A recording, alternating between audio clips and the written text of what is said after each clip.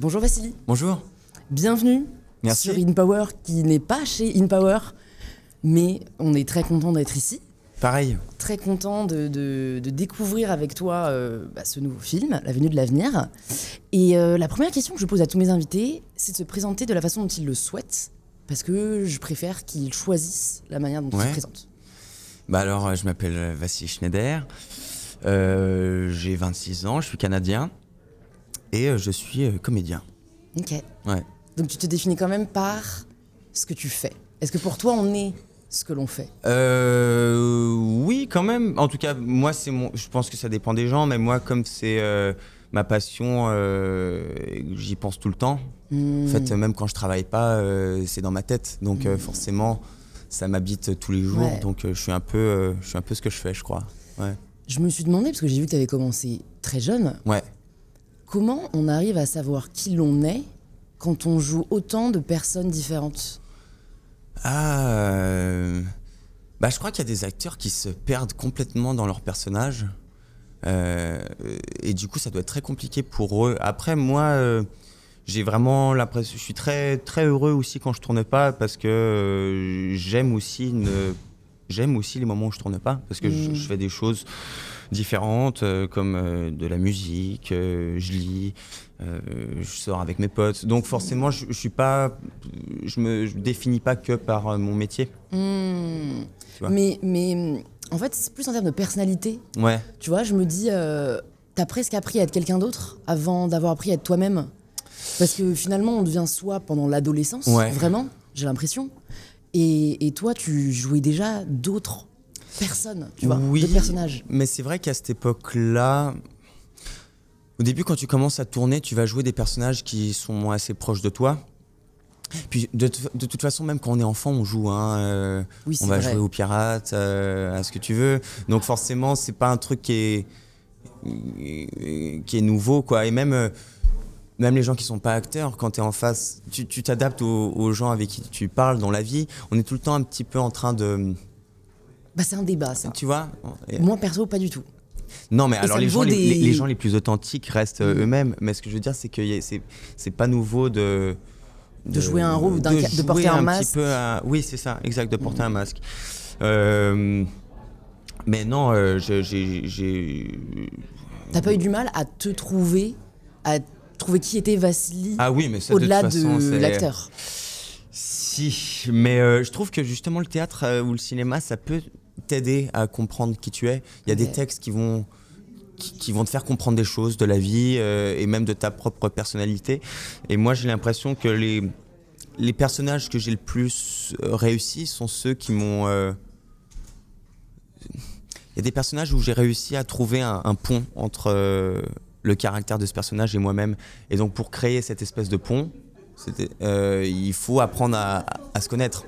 Donc forcément, le cinéma, ça m'aide à me comprendre.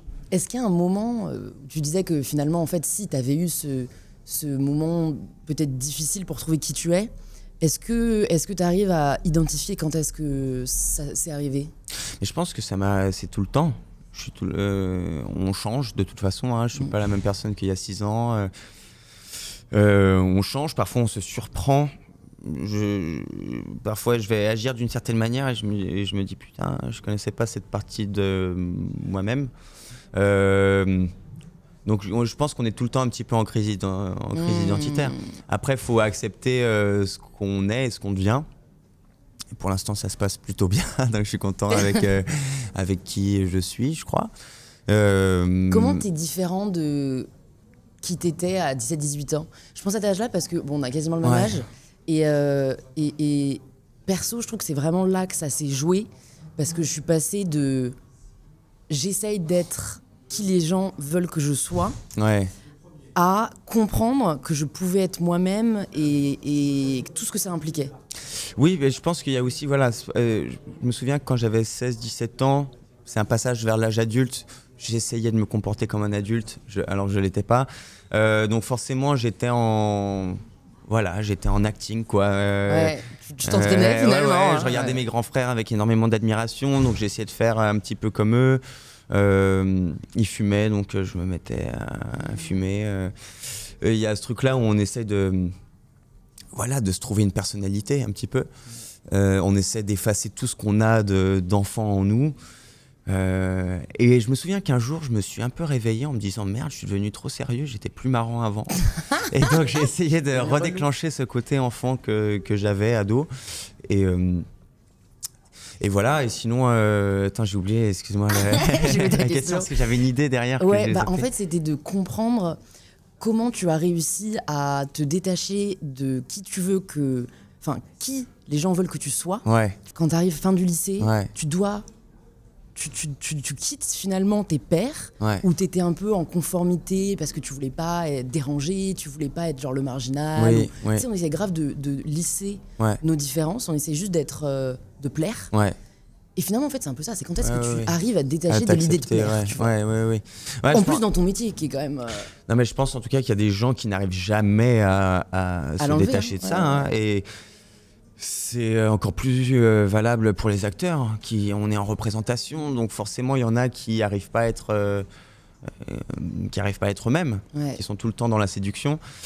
Mais je pense qu'à un moment, chez moi, j'ai compris en entendant les gens, j'ai compris que je me sentais à un moment aimé par mes proches, par mes amis, et donc j'ai plus besoin de jouer un rôle.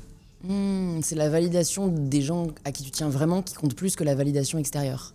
Ah oui, la validation extérieure, les gens se trompent tout le temps.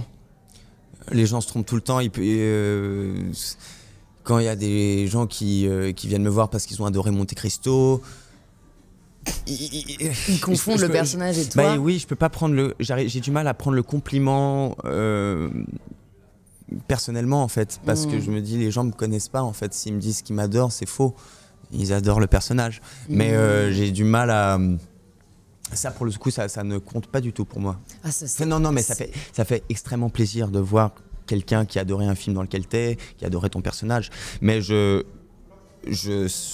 ça fait plaisir, mais pas plus. C'est incroyable. Hein. J'en parlais avec Anna Maria aussi, qui joue avec toi, et elle a pas de réseaux sociaux, elle. Ouais. Et je lui avais dit, mais incroyable. Enfin, je veux dire, à notre âge, en plus, dans les métiers qu'on a, de choisir de ne pas avoir de réseaux sociaux, parce que elle se rend compte que c'est plus nocif pour sa santé mentale que ça n'est positif pour sa carrière. Ouais. J'étais là, mais... Non, mais elle a complètement raison. Puis je pense qu'il y a des gens que, oui, ça doit affecter. Hein. Moi, hier, je suis tombé sur une vidéo qu'il y avait de moi. Parfois, il y a des commentaires qui sont pas très gentils. Mais je me suis surpris à pas en être affecté du tout. Donc, c'était plutôt agréable de voir que ça ne m'affectait pas. Que tu avais atteint ce stade où... tu dirais que tu as atteint ce stade où ce que les gens pensent de toi ne compte pas ou Non, c'est sûr que ça compte. Ouais. C'est sûr que ça compte. C'est sûr que ça compte, mais à un moment, ça dépend de ce qu'on dit de moi. Après, forcément, j'arrive à faire la part des choses. Puis après, en ce moment, j'ai de la chance. Les gens sont plutôt gentils. Il y a plus de gentils que de pas gentils avec moi. Oui, parce que tu as eu un Molière la semaine dernière. Oui, incroyable. Ouais. Puis je vois que ça rend tout le monde heureux, donc ça me fait chaud au cœur. Ouais. Tu ressens quoi quand on te remet le Molière ? J'étais super content pour mes parents. Waouh. Ouais, parce que je pense que eux en rêvaient pour moi. Moi, ça fait super plaisir, mais c'est vrai que je passe vite à autre chose, et c'est vrai je fais pas ce métier pour les prix. C'est trop chouette d'en avoir un. Je suis trop content, c'est une super belle statuette aussi. Faut pas la perdre. Mais il y a la suite, puis en même temps ça peut aussi te donner une impression d'illégitimité. Je sais pas si tu vois ce que je veux dire. De l'imposteur. Derrière... Non, mais j'ai pas l'impression d'être un imposteur en ayant ce prix, mais derrière va falloir que je rejoue la pièce. Donc forcément ça peut foutre la pression aussi. Ouais, c'est vrai. Donc j'y pense pas trop, j'ai le prix, je suis trop content. Il est posé sur une table, mais... Ouais, t'arrives à te détacher de ça aussi. Ouais. Non, mais ça, c'est sûr, la pression, pour moi, tu l'as eu un peu double parce que t'avais la pression de tes frères qui étaient déjà dans une carrière d'acteur. Et puis là, je trouve que t'as la pression où t'as 26 ans, t'as déjà fait des films. Enfin, tu vois, Monte Cristo va être adapté aux États-Unis. T'as eu un Molière. Et donc, comment tu fais pour ne pas avoir l'impression que tu dois délivrer. Tu dois performer. Bah, c'est compliqué. De toute façon, il faut, effectivement, au tout début, quand tu commences, tu as tout à prouver. Il faut réussir à se démarquer, à être remarqué, parce qu'il y a tellement de gens qui veulent être acteurs. Donc, c'est très compliqué de se faire remarquer, en fait. Puis ensuite, voilà, il faut faire les bons choix, puis il faut réussir à être bien dans tout ce que tu fais. Mais en même temps, c'est impossible, forcément. Réussir. Bah non, tu peux pas tout réussir. À un moment, tu vas rater un casting, ou tu vas faire un film dans lequel tu es moins bien, ou un film qui est moins bien. C'est comme ça. À un moment, il faut se rappeler. C'est marrant parce qu'hier, je me tiens un journal intime, et du coup, je parlais de ça, et je me rappelais qu'à un moment, il faut aussi penser à faire son métier juste pour le plaisir, et arrêter de penser à ce qu'on va penser à la performance, ou qu'est-ce qu'on va penser de moi si je fais tel film ou telle chose. Parce que finalement, ce métier, je l'ai choisi par passion, pas pour rien d'autre que ça, en fait. Depuis combien de temps tu tiens un journal intime ? Je l'ai commencé à genre 17 ans, donc ça doit faire pas loin de 10 ans. Mais il y a des moments, je le lâche pendant 1 an, et après, je sens que j'ai besoin d'écrire. En quoi ça t'aide ? En fait, sur le moment, ça m'aide pas, mais c'est plus tard que ça m'aide, quand je relis. Il y a des moments où je me dis, purée, j'étais mieux, j'étais moins angoissé quand j'avais 17 ans. Et en fait, je me relis, je me dis, ah non, je suis beaucoup mieux aujourd'hui que quand j'avais 17 ans. C'est fou, parfois, cette tendance à idéaliser le passé. Vraiment.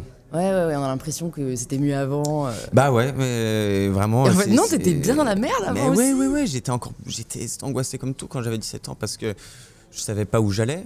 J'avais une passion, je savais pas si j'allais réussir à trouver ma place dans ce milieu. Et finalement, aujourd'hui, je suis toujours un petit peu angoissé, mais finalement, je me rends compte que beaucoup moins qu'avant, et que voilà, ça va de mieux en mieux. Comment tu gérais tes angoisses à l'époque et comment tu les gères maintenant ? Parce que, bon, après, moi, je te connais pas outre mesure, mais comme j'ai reçu Panayotis, je sais ce qu'il a traversé, etc.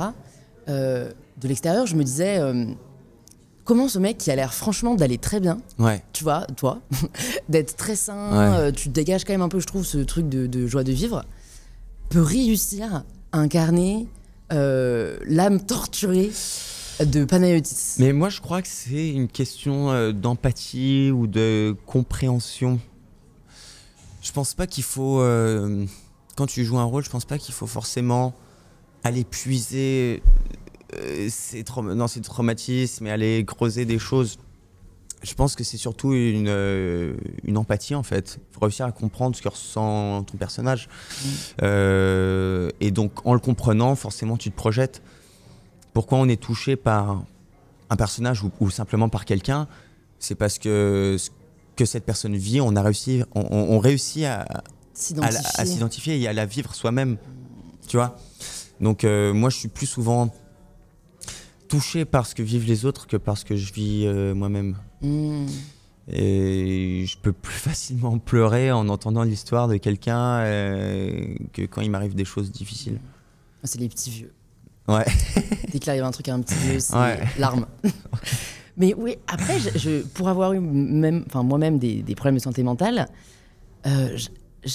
j'avais le sentiment qu'on ne peut pas comprendre tant qu'on ne l'a pas vécu, tu vois. Ah non, mais on peut jamais comprendre à 100%. Oui, mais j'ai l'impression qu'il est quand même bien arrivé. Enfin, tu vois, t'as pas eu ce pour rien, les gens n'ont pas à ce point-là... ne sont pas à ce point-là identifiés à la pièce. Oui. Enfin, tu vois, c'est parce que comment t'as réussi à mesurer l'ampleur du désarroi et du désespoir que peut entraîner des problèmes de santé mentale. C'est un travail collectif. Il y a le metteur en scène, qui est du coup le frère de Panayotis aussi, qui fait une mise en scène qui va me porter dans mon jeu. Il y a le travail de lumière qui va me porter dans mon jeu, la musique aussi qui va me porter, mon partenaire de jeu qui va me porter. En fait, je suis vraiment pas tout seul dans cette histoire. Si j'avais travaillé un texte tout seul, j'aurais pas réussi. Il y a ça, mais sinon, effectivement... Vous avez parlé avec Panayotis, j'imagine Mais pas tant que ça. Pas tant que ça, non, parce que justement, je voulais créer un personnage qui était le fils. Voilà. J'avais pas envie de jouer Panayotis Pasco, c'était pas le but. Sinon, les gens seraient allés voir Panayotis Pasco. Donc non, non, je pense que c'est vraiment juste une question de projection, d'empathie et de... Après, le texte, il est tellement fort, donc les gens l'entendent et parfois ça suffit. Est-ce que ça t'a fait peur? J'étais terrifié, ouais. Ah ouais? Terrifié, mais hyper excité parce que c'est un défi tellement énorme. J'avais envie de me prouver que j'étais capable de tenir sur scène 1h30, de relever le défi. Mais moi, j'accepte des projets seulement quand je sens qu'il y a un challenge, quand je sens que c'est un peu plus... Quand je sens que j'ai pas les épaules, c'est là que ça me donne envie quand même. Ok. Ouais. Est-ce que tu as déjà eu le sentiment de pas relever le défi? Ouais, il y a des fois, je me suis dit en voyant le film, je me suis dit, ça va, je fais le job, mais j'ai pas apporté quelque chose d'incroyable à ce personnage. Ça m'arrive. Est-ce que ça t'a fait peur sur ce que tu pouvais potentiellement vivre dans ta vie, dans ta tête, de découvrir ce par quoi Panayotis s'était passé? Oui, parce que ça parle énormément de conflits, d'une relation conflictuelle avec son père. Donc forcément, à force de répéter des phrases qui sont un peu parfois haineuses, il y a des moments où on se questionne aussi sur la relation qu'on a avec nos parents. Moi, j'ai une relation idéale avec mes parents, mais justement, j'avais peur de développer des fausses idées ou des faux problèmes. Il y a des moments où je pouvais commencer à me sentir à sentir des agacements, des choses pendant que je travaillais à la pièce. À un moment, je me disais waouh, je suis en train de me faire remporter par les idées noires du personnage. Donc c'est des moments où il faut prendre un peu de recul et se souvenir qu'on est juste en train de jouer sur scène. Ouais, mais c'est vrai que ça doit être dur parce que la fidélité passe par le fait de s'identifier au plus, mais d'un autre côté, c'est vrai qu'il faut savoir se préserver aussi. Et comme tu l'as très bien dit, prendre du recul. Tu parlais des choix que tu as été amené à faire et de réussir à faire les bons choix. Oui. Déjà, quels seraient pour toi ces bons choix que tu as effectués? Et surtout, comment tu sais que tu fais un bon choix? Ça, tu le sais après que tu as fait un bon choix. Mais qu'est-ce qui te fait dire? Parce que la prise de décision, très difficile. Tu vois, qu'est-ce qui te fait? Parce que choisir, c'est renoncer. Ouais. Donc, qu'est-ce qui te convainc de partir ou non, par exemple, pour un film, plutôt que le choix opposé que tu ne connaîtras jamais, du coup? C'est un truc d'instinct quand même. C'est vraiment un truc d'instinct. Tu peux calculer quel film a fait le metteur en scène, quelle est la production, la taille de ton rôle. Mais franchement, c'est pas j'ai pas envie de travailler comme ça. Moi, c'est surtout, est-ce qu'en lisant le scénario et le personnage, je suis excité par les scènes? Est-ce que je vois qu'il y a des... Est-ce que je suis touché par l'histoire? En fait, c'est très instinctif. Tout de suite, tu sais si... Tu te projettes? En fait, du moment que j'hésite, c'est pas forcément bon signe, ouais. Et à chaque fois que j'ai hésité, finalement, j'ai fini par pas faire le projet. Monte Cristo, le film de L'Avenue de l'Avenir, le film de Cédric Lapiche, la pièce, j'ai pas hésité une seconde. Ça a été oui tout de suite parce que c'était challengeant et parce que c'était tellement excitant. Quand j'ai été confirmé sur ces rôles-là, je pouvais pas concevoir une seconde de les refuser. Il y a des projets où tu te dis c'est un projet qui va me faire progresser comme acteur et qui ça va être une aventure folle. Dès que je vois dès que je vois qu'il y a une potentielle aventure, j'ai envie d'y aller. Ça te fait pas peur? Enfin si, tu dis non, ça fait peur, mais... justement, mais j'ai besoin justement que ça fasse un peu peur. Ok. Il y a des choses récemment où j'ai reçu des projets où je me disais c'est plutôt bien écrit, mais j'ai l'impression que je peux faire ce rôle-là très bien. J'ai vraiment l'impression que là je pourrais même pas le préparer, que je le ferais bien, et du coup ça m'excite pas finalement. Ton personnage dans L'Avenue de l'Avenir est très intéressant parce que il incarne l'innovation, je trouve, la disruption, le fait de réussir à choisir l'inconfort. Ouais. Ce qui est quand même vachement dur dans notre société, je trouve, quand le confort et quand on a la chance de vivre dans un pays occidental et voilà, privilégié, mais tu vois, le confort est un peu à portée de main aujourd'hui. Ouais. On pourrait se satisfaire de ce qu'on a, on peut se faire livrer sa bouffe, on peut ne plus fournir d'efforts. Ouais. Comment tu arrives à continuer à, j'ai envie de dire, cultiver l'inconfort? Ah, parce qu'il y a un truc où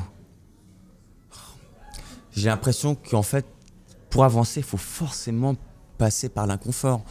Sinon, enfin, rien que d'accepter quand tu tournes un film, si par exemple la pièce, c'est super inconfortable de se retrouver sur scène devant autant de gens et cette quantité de travail que ça représente, c'est super inconfortable, c'est excitant, tout ce que tu veux, mais si j'avais voulu rester dans mon confort, j'aurais pas fait la pièce et j'irais nulle part. J'ai l'impression que pour travailler, pour avancer, forcément, faut se bousculer. Et moi, quand je suis arrivé en France, j'avais tellement envie de faire du cinéma que je suis arrivé en France, j'avais pas d'appartement, je dormais chez des gens sur des canapés pendant 3 ans parce que j'avais pas d'argent pour un appart. T'es arrivé à quel âge? À 18 ans. Ok.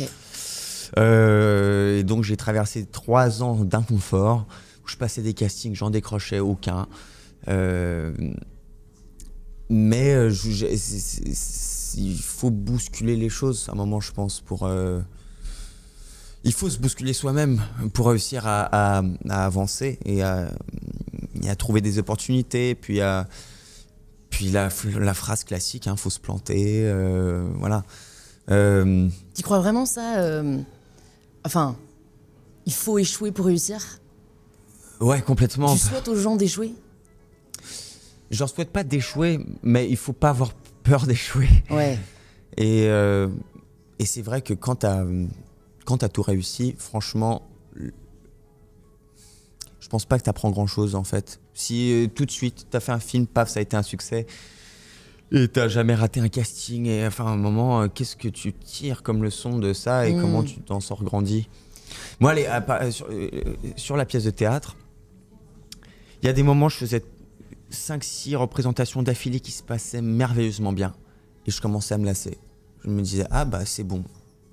J'ai l'impression d'avoir compris la pièce. Et tout d'un coup, j'en faisais une complètement nulle. Je rentrais chez moi, j'avais envie de pleurer. Je me disais, oh là là, c'est horrible ce que je viens de vivre. Et forcément, ça me boostait. Donc je passais toute la matinée et toute la journée du lendemain à travailler 3 fois plus. Et la représentation d'après était superbe. Donc c'était les représentations qui étaient mauvaises qui me permettaient de me redonner envie de jouer en fait. C'est hyper intéressant comme mécanisme. Parce qu'en vrai, c'est comme l'ombre ne peut pas exister sans la lumière, et l'échec ne peut pas exister sans la réussite. C'est bateau, c'est vraiment... il faut le vivre pour le... Oui, mais exact. Ouais, oui. Tu peux pas être heureux dans ce que tu fais si tu as réussi tout de suite. Ouais. En fait, je me demande, je réfléchis à ce que j'ai reçu des gens qui ont... Non, de toute façon, personne ne réussit tout de suite parce que, en fait, ce qui est intéressant avec l'échec aussi, c'est que c'est un ressenti. C'est-à-dire que peut-être toi, ce que tu considères être un échec, enfin, par exemple, la pièce que tu n'as pas très bien réussi, ça se trouve, la personne qui était dans la salle, elle s'est dit, j'ai jamais vu quelqu'un aussi bien jouer. Donc, en fait, ça qui est hyper intéressant, c'est que c'est une perception. Vraiment, quoi. Moi, il y avait des représentations, voilà, je disais, il y a des représentations que j'ai très mal vécues. Les gens étaient quand même debout à applaudir. C'est juste que moi, je me sentais pas bien ce jour-là. Je me trouvais mauvais. J'étais peut-être objectivement moins bien que les autres jours et du coup, ça me faisait de la peine de me voir redescendre. Mais c'était pas perceptible pour ceux qui découvraient la pièce pour la première fois. Comment t'arrives à ne pas tomber dans une exigence maladive? Non, il faut... je trouve qu'il faut être exigeant. Il faut vraiment être exigeant. J'aime pas bosser avec les gens qui sont pas exigeants parce que du coup, tu te demandes pourquoi tu fais ça. Tu dis, si on n'essaye pas de faire quelque chose de merveilleux, qu'est-ce qu'on fait en fait? Mais en revanche, à être trop exigeant, on devient perfectionniste. Et ça, c'est l'horreur aussi. Parce que quand tu es perfectionniste, tu fais rien, tu sors rien. Et à un moment, il faut lâcher prise. Je me souviens quand sur Monte Cristo, travailler avec Pierre Niney, ça m'a quand même appris des choses, parce que lui est hyper exigeant. Mais parfois, t'as le réalisateur qui va dire allez, on passe à la suite. Il va dire bon, allez, c'est plus de mon ressort. J'aurais peut-être pu faire mieux, mais bon, je laisse. Il faut réussir à lâcher un moment, parce que sinon tu refais une prise et une autre et une autre. Et comment t'as appris à lâcher prise? Perso, je sais toujours pas. Donc, si t'as des conseils. En voyant d'autres acteurs qui lâchaient prise. Parce que quand tu lâches prise, t'as un espèce de laisser aller qui fait que finalement ça te sert comme acteur. Quand tu essaies d'avoir la prise parfaite, tu peux pas être bien, parce que du coup t'oses pas et tu vas pas essayer de provoquer l'accident. Et au cinéma, c'est les accidents qui vont te servir au montage. Toutes ces choses qui étaient pas prévues, un fou rire ou je sais pas, ou tousser au milieu d'une phrase, ces choses qui étaient pas prévues, elles vont être superbes au montage. Et donc si tu essaies de faire une prise parfaite, ça va pas être très intéressant. Donc voilà. Mais après, moi par exemple, je fais de la musique pour moi, mais je compose quand même. J'ai jamais réussi à terminer une chanson parce que je me dis c'est pas assez bien, faut que je continue à bosser et je lâche pas prise. Et voilà, et je vois qu'en ne lâchant pas prise, je ne fais pas. Il y a rien qui sort. Et t'aimerais que ça sorte? Non, mais au moins le terminer pour moi, juste pour avoir l'impression d'avoir terminé une chanson, quoi, une fois. Ouais. Ou pareil, souvent j'écris des scénarios, j'ai plein de débuts de scénarios. C'est le problème de tellement de gens qui écrivent des scénarios ou des livres ou des chansons. À un moment, t'as peur de terminer. Ouais. Parce que tu lâches pas prise. Ouais, et surtout, en fait, ce qui est dur, c'est perso, je me dis toujours. Mais peut-être que je peux trouver mieux. Peut-être que en fait, ça pourrait être écrit comme ça. Peut-être qu'en fait, est-ce que vraiment on est sûr que c'est la meilleure intrigue? Exact. Et se détacher de l'idée qu'il y a une bonne façon de faire, en fait, je pense que c'est ça. Non, mais je pense, en tout cas, c'est ça la clé qui est que j'ai toujours pas trouvée. Mais je pense que la clé, c'est d'être extrêmement exigeant, mais de vraiment pas rechercher la perfection, parce que même si tu l'as, la perfection, ça devient trop lisse en fait quand c'est parfait.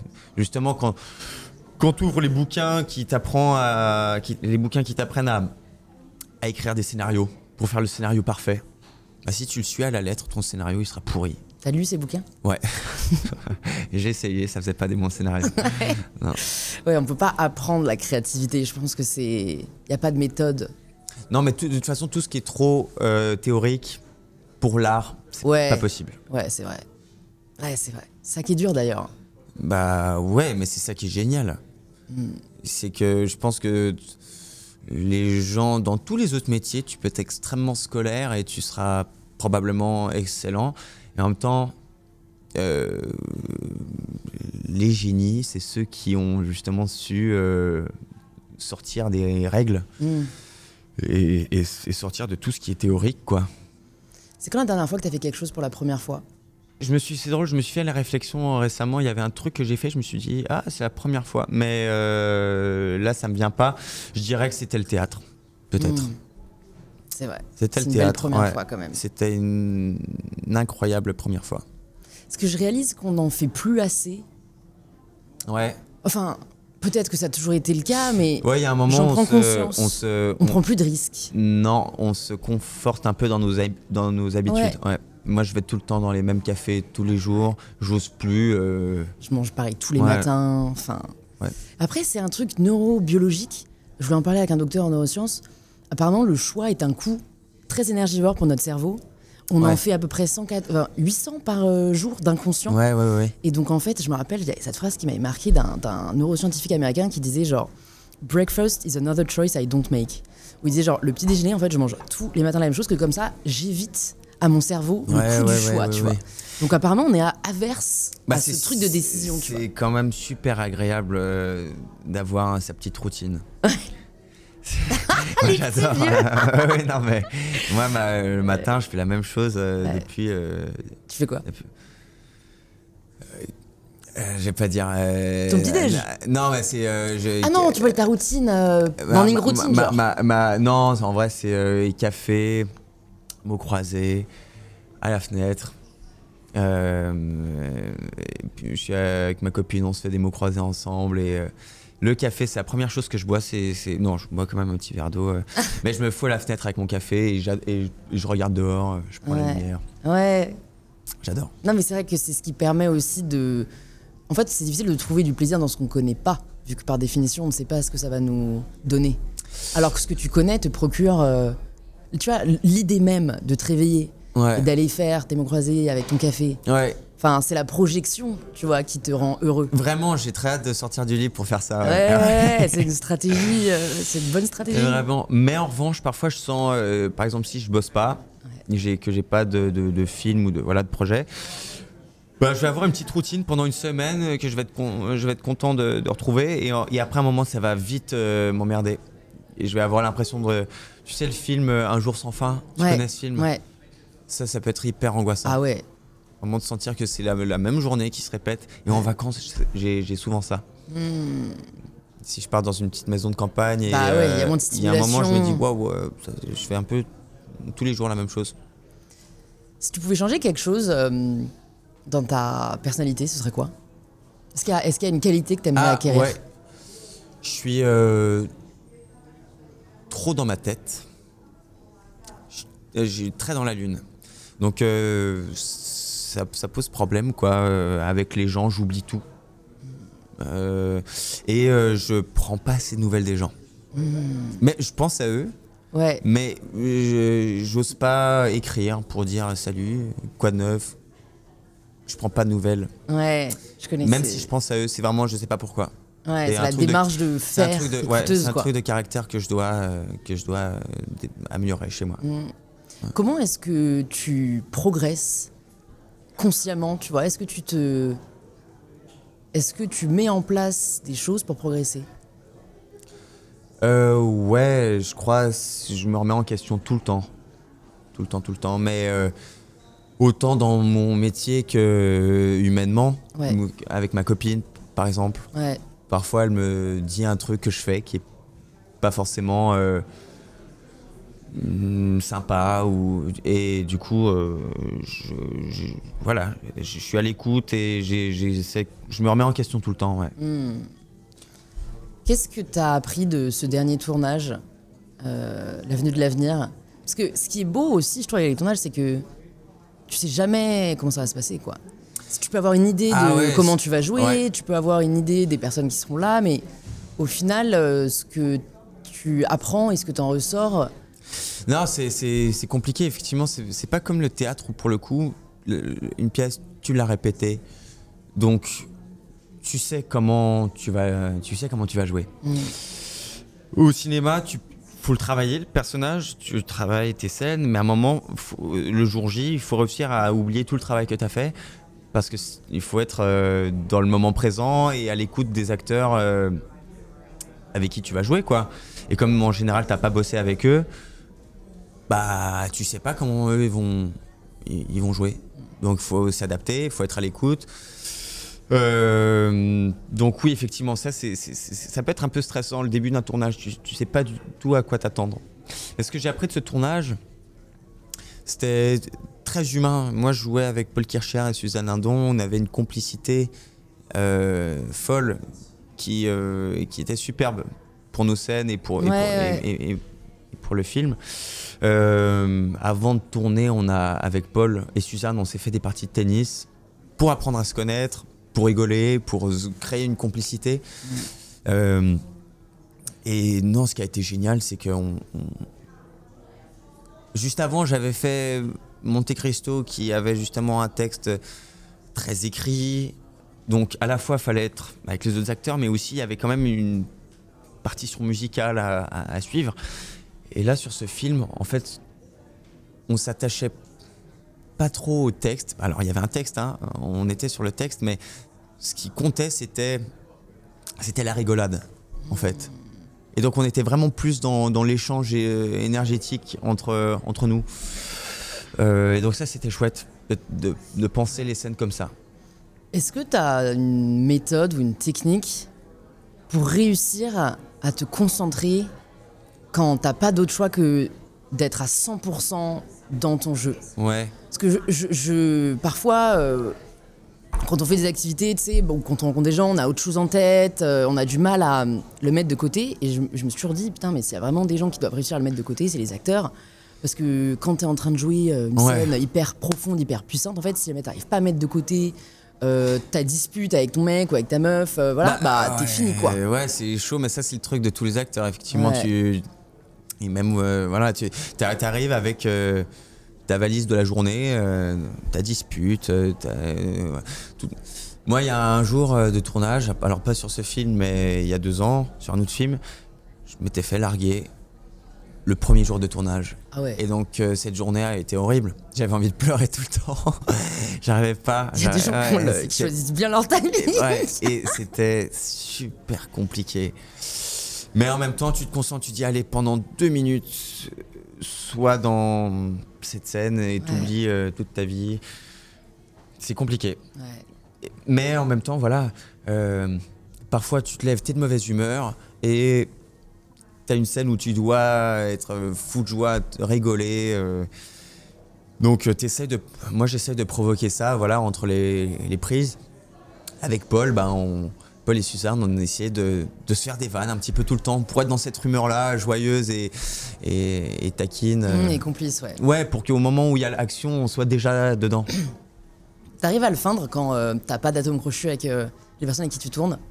Je sais pas si ça t'est déjà arrivé, parce qu'en plus tu m'as l'air particulièrement sympathique, mais je me dis que peut-être parfois tu sens pas la personne, quoi. C'est sûr que ça arrive et j'ai eu la chance que ça m'est pas encore arrivé. Ok. Mais je pense que oui. Et en même temps, il y a des moments où tu dois jouer l'amoureux et t'es pas réellement amoureux de la personne. Ouais, c'est vrai. Bon, ça, j'ai toujours trouvé ça. C'est le mot admirable voilà, de feindre ça quand même. Ouais, voilà, faut. Je sais pas. Là, à ce moment-là, faut jouer, ouais. L'idéal, c'est quand il n'y a pas à jouer, mais de temps en temps, faut jouer. Tu dois doublement jouer, quoi. Ouais. Quels sont les meilleurs conseils que tes frères t'ont enseigné? Que ce soit verbalement ou pas verbalement, tu vois. Ils m'ont jamais vraiment donné de conseils verbalement, mais je crois que c'est l'humilité. Ils sont très humbles, mes frères. Et ça, depuis que je suis petit, je le vois, et donc forcément, je me calque un peu sur eux là-dessus. J'essaye de rester très humble. J'essaye. Peut-être que je le suis pas assez, j'en sais rien. Si tu pouvais mettre entre les mains de toutes les personnes qui nous écoutent un livre, quel livre ce serait? Tout contre elle de Marie Chabrero, qui est le livre de ma petite amie qui vient de sortir chez Grasset. D'accord. Et qui parle des jeunes filles et de sa vie de jeune fille, d'adolescente, et d'un avortement qu'elle a subi à 13 ans, qu'elle a caché à ses parents. Sujet très important, je pense. Ouais. Voilà. Je mettrai dans les notes le lien vers le livre. Si tu pouvais entendre quelqu'un à ce micro, qui est-ce que tu aimerais entendre? Patrick Devers. Okay. J'adore écouter ses interviews et j'aurais tellement aimé le rencontrer. Ouais. Et enfin, la dernière question du podcast. Si jamais je te donnais là, je pourrais presque le prendre dans mon sac, une petite feuille de papier avec un crayon. Demain, tu disparais de la surface de la Terre, on peut plus avoir accès à tes livres, on peut plus avoir accès à tes films, on peut plus voir tes pièces. Tu peux juste laisser les 3 enseignements qui te paraissent les plus importants. Les 3 quoi? Enseignements qui te paraissent les plus importants. Qu'est-ce que tu écrirais sur cette petite feuille que tu peux laisser derrière toi? Mais quand tu dis enseignement... c'est genre, tu vois, moi je pense que je dirais ce que les gens... Enfin, les critiques qui te sont adressées remettre plus en question les personnes qui les adressent que toi-même. Enfin, tu sais, un peu des leçons que tu as apprises et que tu aimerais dire aux gens pour qu'ils vivent mieux. Je dirais rester curieux, se remettre en question, ce qu'on a dit tout à l'heure, puis prendre du plaisir. C'est un très beau mot de la fin. Ouais. Merci beaucoup Vassili, merci beaucoup, merci pour ce que tu fais. Pour les personnes qui veulent suivre tes actus, en savoir plus, où est-ce que tu veux qu'on les redirige? Pour suivre mes actus, Ouais. bah, peut-être Instagram, c'est le seul réseau que j'ai. Ok. Ouais. Super, bah, je mettrai ça dans les notes. Merci. Et puis à très vite. Salut.